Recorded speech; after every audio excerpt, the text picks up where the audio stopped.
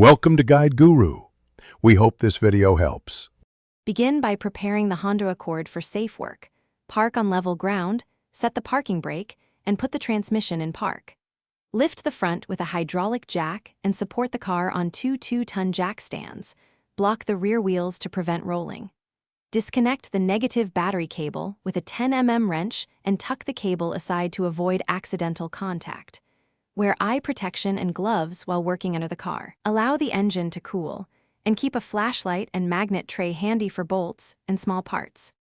Access the starter from the passenger side under the vehicle once it is securely supported on jack stands. Remove any plastic covers or intake resonators that block access. Keep fasteners organized. Label and remove the power and ground wires from the starter solenoid, using a 10 mm wrench for the terminals and a marker to note positions.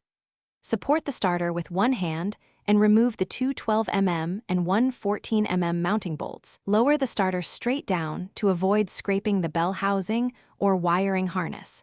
Position the replacement starter into the bell housing, aligning the drive gear with the flywheel teeth.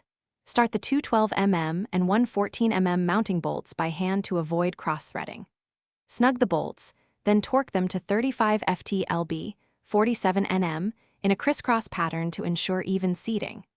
Reconnect the power and ground wires to the solenoid and secure their nuts. Reinstall any intake components or heat shields removed earlier. Reconnect the negative battery cable with a 10 mm wrench. Lower the car, then start the engine to confirm reliable engagement and no.